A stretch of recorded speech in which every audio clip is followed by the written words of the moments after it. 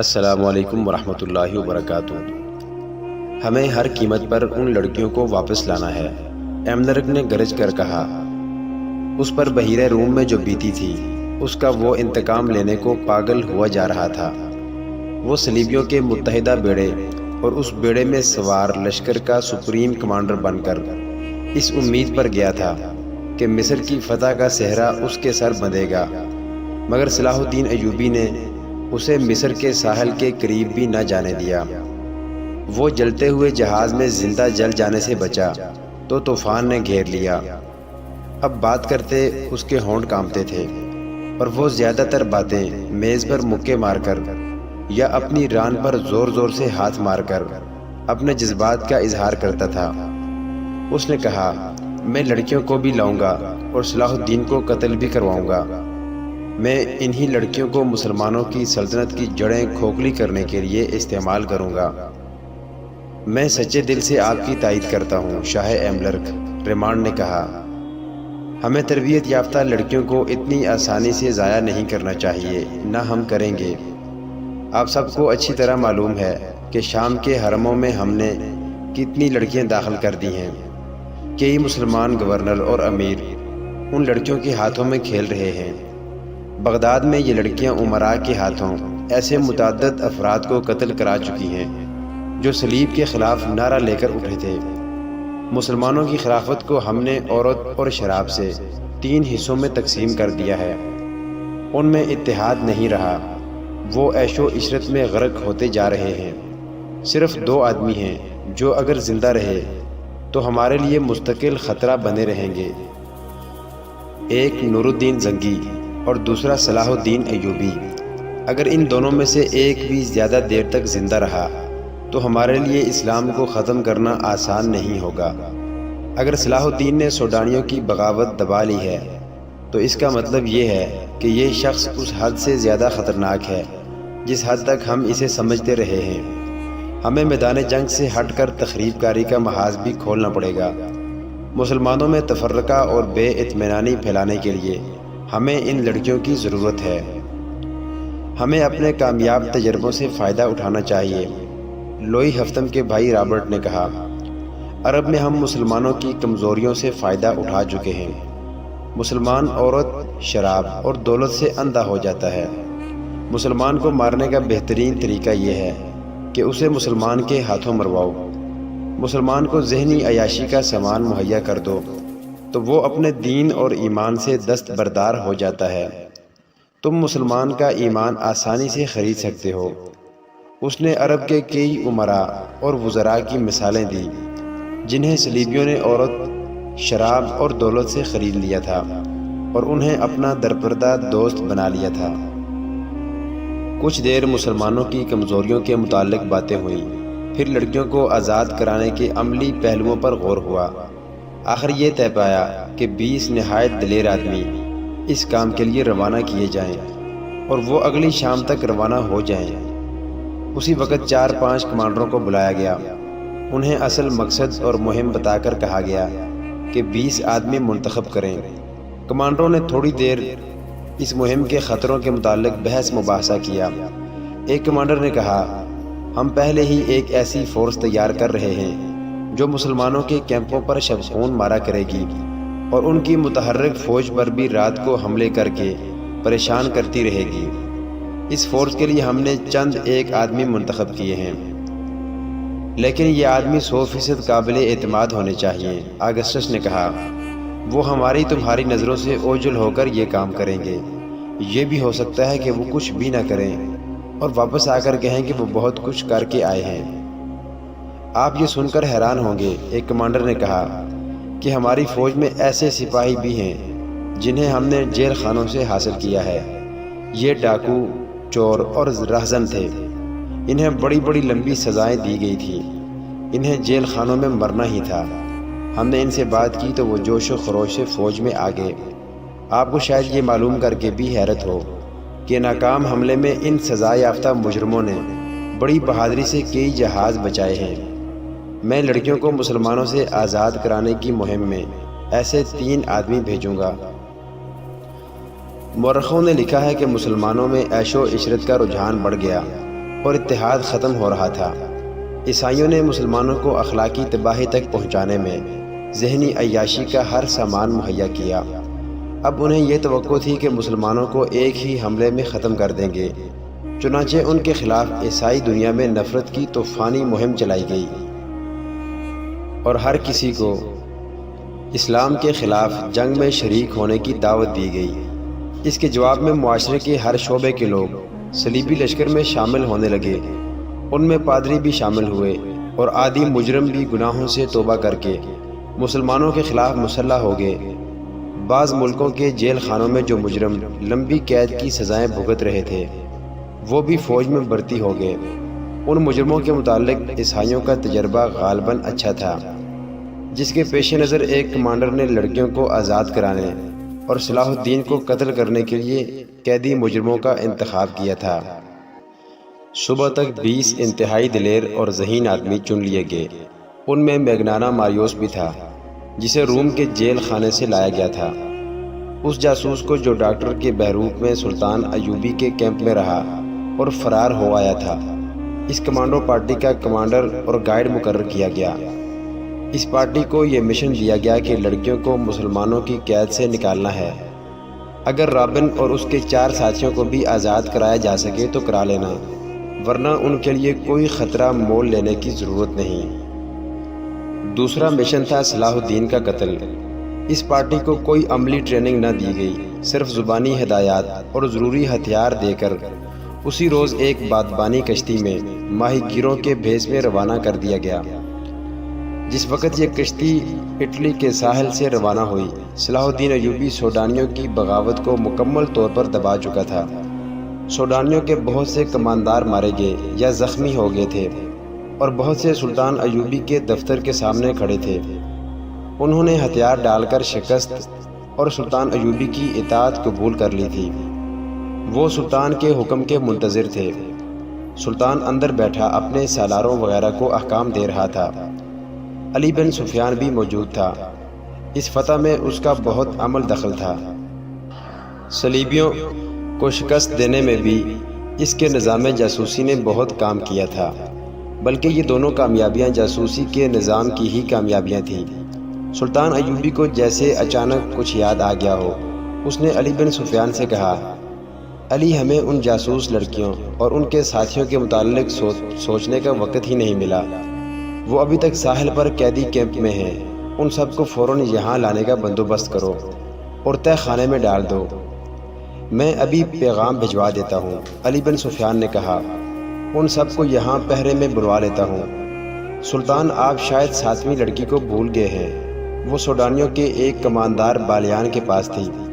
اسی لڑکی سے جاسوسوں اور بغاوت کا انکشاف ہوا تھا۔ میں دیکھ رہا ہوں کہ بالیان ان کمانداروں میں نہیں ہے جو باہر موجود ہیں، اور وہ زخمیوں میں بھی نہیں ہے، اور وہ مرے ہوئے میں بھی نہیں ہے۔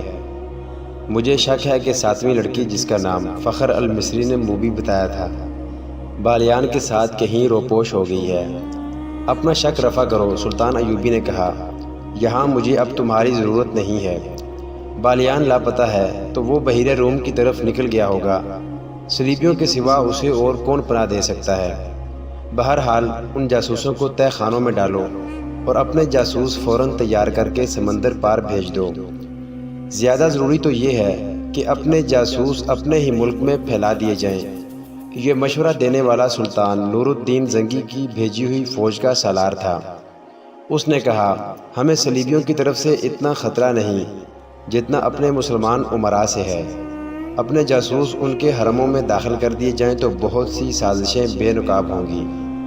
اس نے تفصیل سے بتایا کہ یہ خود ساختہ حکمران کس طرح صلیبیوں کے ہاتھوں میں کھیل رہے ہیں۔ سلطان زنگی اکثر پریشان رہتے ہیں کہ باہر کے حملوں کو روکیں یا اپنے گھر کو اپنے ہی چراغ سے جلنے سے بچائیں۔ صلاح الدین ایوبی نے یہ رویداد غور سے سنی اور کہا، اگر تم لوگ جن کے پاس ہتھیار ہیں دیانتدار اور اپنے مذہب سے مخلص رہے تو باہر حملے اور اندر کی سازشیں قوم کا کچھ نہیں بگاڑ سکتی۔ تم اپنی نظر سرحدوں سے دور آگے لے جاؤ۔ سلطنت اسلامیہ کی کوئی سرحد نہیں۔ تم نے جس روز اپنے آپ کو اور خدا کے اس عظیم مذہب اسلام کو سرحدوں میں پابند کر لیا، اس روز سے یوں سمجھو کہ تم اپنے ہی قید خانے میں قید ہو جاؤ گے، پھر تمہاری سرحدیں سکڑنے لگیں گی۔ اپنی نظریں بحیرہ روم سے آگے لے جاؤ، سمندر تمہارا راستہ نہیں روک سکتے۔ گھر کے چراغوں سے نہ ڈرو، یہ تو ایک پھونک سے گل ہو جائیں گے، ان کی جگہ ہم ایمان کے چراغ روشن کریں گے۔ ہمیں امید ہے کہ ہم ایمان فروشی کو روک لیں گے سلطان محترم، سالار نے کہا۔ ہم مایوس نہیں، صرف 2 لعنتوں سے بچو میرے عزیز رفیقو، سلطان ایوبی نے کہا۔ مایوسی اور ذہنی عیاشی، انسان پہلے مایوس ہوتا ہے، پھر ذہنی عیاشی کے ذریعے راہ فرار اختیار کرتا ہے۔ اس دوران علی بن سفیان جا چکا تھا۔ اس نے فوراً ایک قاصد بحیرہ روم کے کیمپ کی طرف اس پیغام کے ساتھ روانہ کر دیا کہ رابن اس کے 4 ساتھیوں اور لڑکیوں کو گھوڑوں یا اونٹوں پر سوار کر کے 20 محافظوں کے پہرے میں دارالحکومت کو بھیج دو۔ قاصد کو روانہ کر کے اس نے اپنے ساتھ 6-7 سپاہی لیے اور کماندار بالیان کی تلاش میں نکل گیا۔ اس نے ان سوڈانی کمانداروں سے جو باہر بیٹھے تھے بالیان کے متعلق پوچھ لیا تھا۔ سب نے کہا تھا کہ اسے لڑائی میں کہیں بھی نہیں دیکھا گیا تھا اور نہ ہی وہ اس فوج کے ساتھ گیا تھا جو بحیرہ روم کی طرف سلطان کی فوج پر حملہ کرنے کے لیے بھیجی گئی تھی۔ علی بن سفیان بالیان کے گھر گیا تو وہاں اس کی 2 بوڑھی خادماؤں کے سوا اور کوئی نہ تھا۔ انہوں نے بتایا کہ بالیان کے گھر میں 5 لڑکیاں تھیں، ان میں جس کی عمر ذرا زیادہ ہو جاتی اسے وہ غائب کر دیتا اور اس کی جگہ جوان لڑکی لے آتا تھا۔ ان خادماؤں نے بتایا کہ بغاوت سے پہلے اس کے پاس ایک فرنگی لڑکی آئی تھی جو غیر معمولی طور پر خوبصورت اور ہوشیار تھی۔ بالیان اس کا غلام ہو گیا تھا۔ بغاوت کے 1 روز بعد جب سوڈانیوں نے ہتھیار ڈال دیے تو بالیان رات کے وقت گھوڑے پر سوار ہوا، دوسرے گھوڑے پر اس فرنگی لڑکی کو سوار کیا اور معلوم نہیں دونوں کہاں روانہ ہو گئے۔ ان کے ساتھ 7 گھوڑ سوار تھے۔ حرم کی لڑکیوں کے متعلق بوڑھیوں نے بتایا کہ وہ گھر میں جو ہاتھ لگا اٹھا کر چلی گئی ہیں۔ علی بن سفیان وہاں سے واپس ہوا تو ایک گھوڑا سر پر دوڑتا آیا اور علی بن سفیان کے سامنے رکا۔ اس پر فخر المصری سوار تھا، کود کر گھوڑے سے اترا اور ہانپتی کانپتی آواز میں بولا، میں آپ کے پیچھے آیا ہوں، میں بھی اسی بدبخت بالیان اور اس کافر لڑکی کو ڈھونڈ رہا تھا، میں ان سے انتقام لوں گا۔ جب تک ان دونوں کو اپنے ہاتھوں قتل نہیں کر لوں گا مجھے چین نہیں آئے گا۔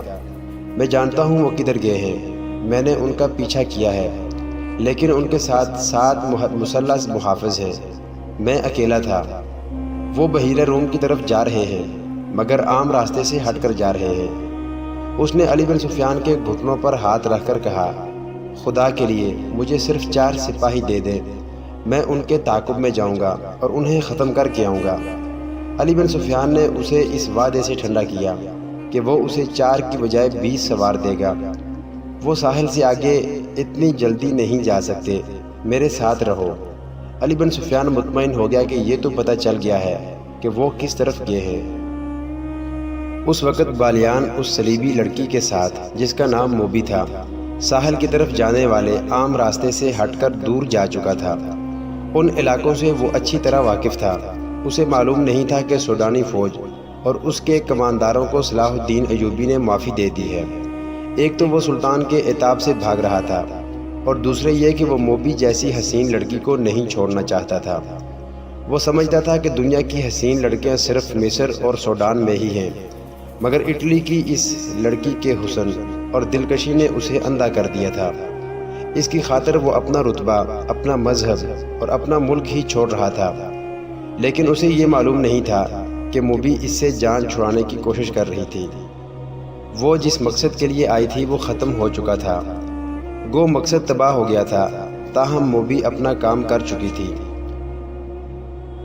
اس کے لیے اس نے اپنے جسم اور اپنی عزت کی قربانی دی تھی۔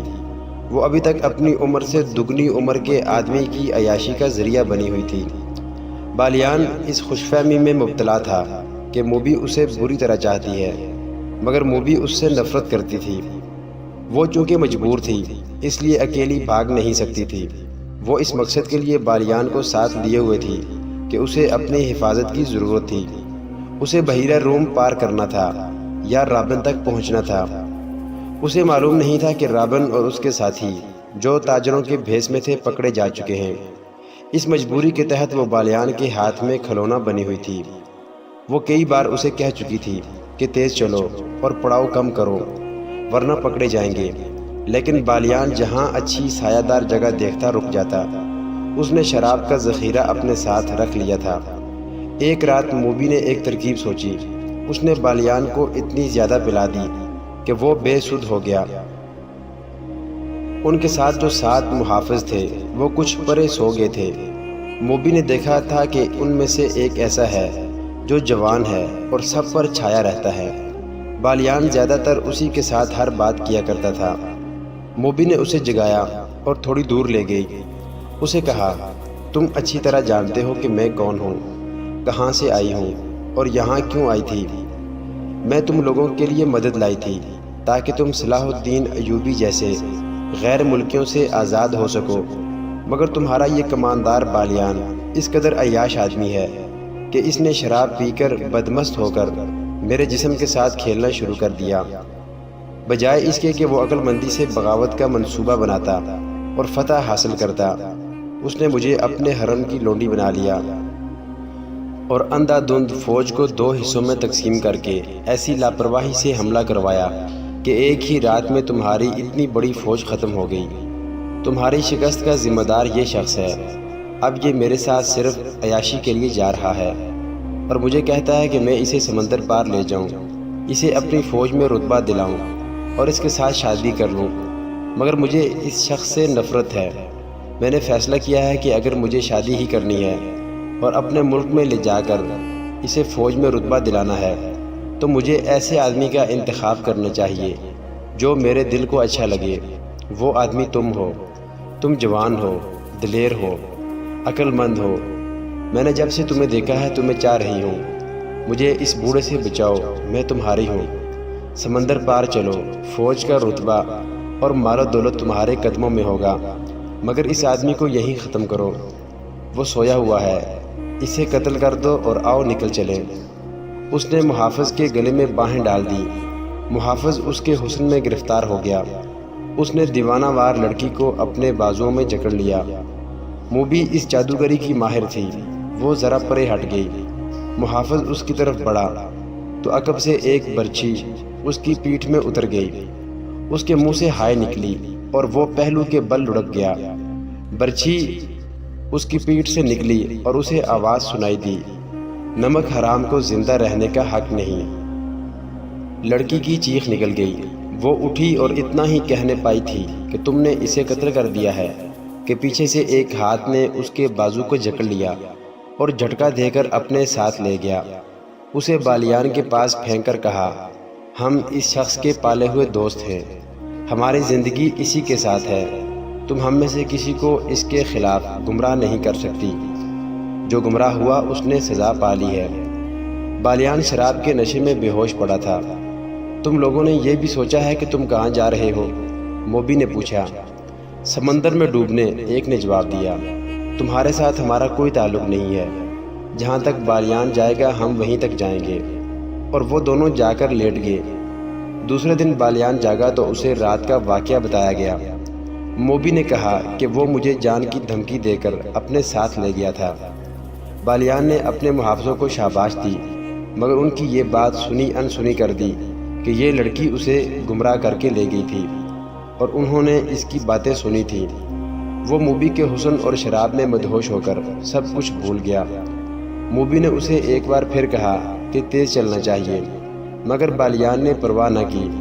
وہ اپنے آپ میں نہیں تھا۔ موبی اب آزاد نہیں ہو سکتی تھی۔ اس نے دیکھ لیا تھا کہ یہ لوگ اپنے دوستوں کو قتل کرنے سے بھی گریز نہیں کرتے۔ علی بن سفیان نے نہ جانے کیا سوچ کر ان کا تعاقب نہ کیا۔ بغاوت کے بعد کے حالات کو معمول پر لانے کے لیے وہ سلطان ایوبی کے ساتھ بہت مصروف ہو گیا تھا۔ ساحل کے کیمپ سے رابن، اس کے 4 ساتھیوں اور 6 لڑکیوں کو 15 محافظوں کی گارڈ میں قاہرہ کے لیے روانہ کر دیا گیا۔ قاصد ان سے پہلے روانہ ہو چکا تھا۔ قیدی اونٹوں پر تھے اور گارڈز گھوڑوں پر۔ وہ معمول کی رفتار پر جا رہے تھے اور معمول کے مطابق پڑاؤ کر رہے تھے۔ وہ بے خوف و خطر جا رہے تھے، وہاں کسی دشمن کے حملے کا ڈر نہیں تھا۔ قیدی نہتے تھے اور ان میں 6 لڑکیاں تھیں، کسی کے بھاگنے کا بھی ڈر نہیں تھا، مگر وہ یہ بھول رہے تھے کہ یہ قیدی تربیت یافتہ جاسوس ہیں، بلکہ یہ لڑاکے جاسوس تھے۔ ان میں جو تاجروں کے بھیس میں پکڑے گئے تھے وہ چنے ہوئے تیر انداز اور تیغ زن تھے، اور لڑکیاں محض لڑکیاں نہیں تھیں جنہیں وہ کمزور عورت ذات سمجھ رہے تھے۔ ان لڑکیوں کی جسمانی دلکشی، یورپی رنگت کی جاذبیت، جوانی اور ان کی بے حیائی ایسے ہتھیار تھے جو اچھے اچھے جابر حکمرانوں سے ہتھیار ڈلوا لیتے تھے۔ محافظوں کا کمانڈر مصری تھا۔ اس نے دیکھا کہ ان 6 میں سے ایک لڑکی اس کی طرف دیکھتی رہتی ہے، اور وہ جب اسے دیکھتا ہے تو لڑکی کے ہونٹوں پر مسکراہٹ آ جاتی ہے۔ یہ مسکراہٹ اس مصری کو موم کر رہی تھی۔ شام کے وقت انہوں نے پہلا پڑاؤ کیا تو سب کو کھانا دیا گیا۔ اس لڑکی نے کھانا نہ کھایا۔ کمانڈر کو بتایا گیا تو اس نے لڑکی کے ساتھ بات کی۔ لڑکی اس کی زبان بولتی اور سمجھتی تھی۔ لڑکی کے آنسو نکل آئے۔ اس نے کہا کہ وہ اس کے ساتھ علیحدگی میں بات کرنا چاہتی ہے۔ رات کو جب سب سو گئے تو کمانڈر اٹھا۔ اس نے لڑکی کو جگایا اور الگ لے گیا۔ لڑکی نے اسے بتایا کہ وہ ایک مظلوم لڑکی ہے۔ اسے فوجیوں نے ایک گھر سے اغوا کیا اور اپنے ساتھ رکھا، پھر اسے جہاز میں اپنے ساتھ لائے جہاں وہ ایک افسر کی داشتہ بنی رہی۔ دوسری لڑکیوں کے متعلق اس نے بتایا کہ ان کے ساتھ اس کی ملاقات جہاز میں ہوئی تھی، انہیں بھی اغوا کر کے لایا گیا تھا۔ اچانک جہازوں پر آگ برسنے لگی اور جہاز جلنے لگا۔ ان لڑکیوں کو ایک کشتی میں بٹھا کر سمندر میں ڈال دیا گیا۔ کشتی انہیں اس ساحل پر لے آئی جہاں انہیں جاسوس سمجھ کر قید میں ڈال دیا گیا۔ محترم ناظرین، صلاح الدین ایوبی کی زندگی کے واقعات پر مشتمل سیریز دیکھنے کے لیے چینل کو سبسکرائب ضرور کر لیں۔ گزشتہ اقساط دیکھنے کے لیے چینل پر پلے لسٹ کا وزٹ کریں۔ ویڈیو کو لائک اور شیئر ضرور کیجیے۔ کومنٹ باکس میں نعرہ تکبیر، اللہ اکبر ضرور ٹائپ کریں۔ اللہ آپ کا حامی و ناصر ہو۔